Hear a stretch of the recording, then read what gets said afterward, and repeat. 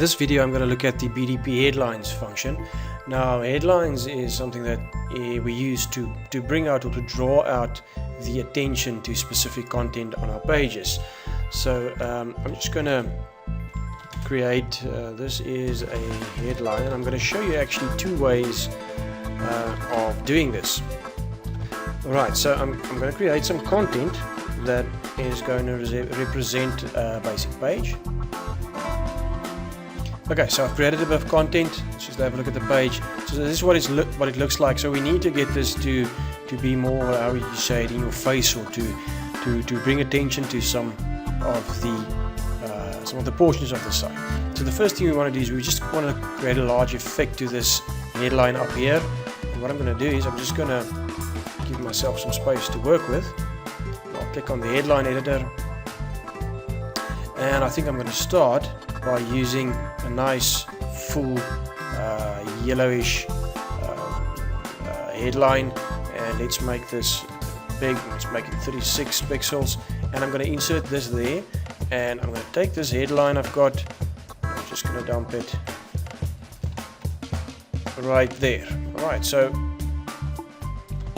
what I've done is I have changed the headline. Now I can change the font size afterwards. I can actually go and change a different heading. We'll be adding a lot more of these types over the next short period, and let's just have a look at what it looks like. Right, so there's the heading right there, and it's got a nice background. It's about 36 pixels wide, and most of this is editable as well. Let's try a 48. See what we get. Right, so it's much bigger now, but you can see the 36 works quite well for quite a large size. And let me just update that. Just go refresh. Okay, and now what I want to do is I want to look at, it says here's a paragraph of content. Let's use this paragraph and do an underline for that one. So I'm just going to drop this here, and I'm going to select headlines, and I'm going to do a nice underline there. And what I'd like to do is, let's say this is I'm going to add this paragraph in here. I'm going to update this, just refresh this. Right.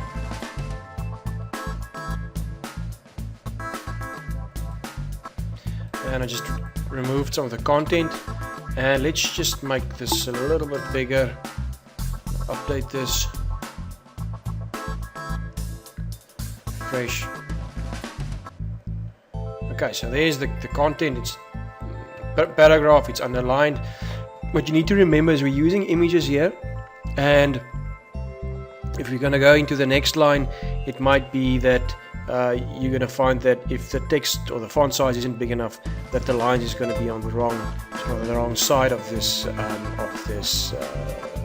text here. Alright, so there's a lot of styles. I can go down here and say there's a subheading. Just go to the subheading there, and I'm gonna let's add some blue. Let's have a look at this. Make it 18 pixels, and I'm going to drop it in there as well.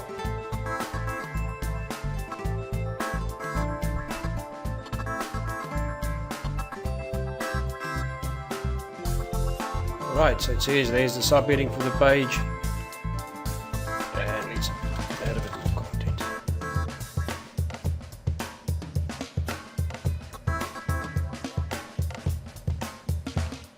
Okay, alright, so it's going to add all that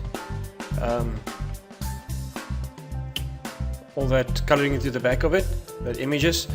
And what I can also do is I can go and I can change the sizes here, and the let's make this a Comic Sans.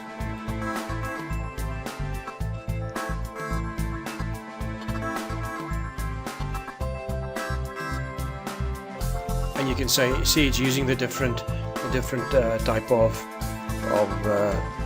text font. So it allows you to do pretty much make anything with sort of on a background, and we're only in the first development phase of this portion of the plugin, because it's very much sales orientated, not a general design feature, but we've added it, and you'll see a lot of these headlines come through for different sizes. That works better with different text and different font sizes that's smaller. But this is going to help you that you don't have to go and design images once again for the whole headline, that you actually have the text on your page as well with an image just attached to it. Right, so that's going to allow you to bring all that color out and make your content much more lucrative and much better looking for your viewers.